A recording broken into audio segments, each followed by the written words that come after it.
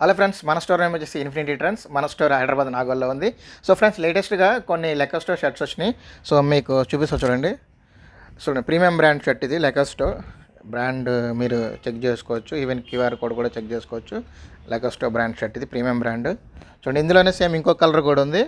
So ఇందులోనే మనకి white colour కూడా ఉంది. సో ఏదైనా సరే మనకి ప్యూర్ కవర్ ప్యాకింగ్ ఉంటుంది ఫ్రెండ్స్.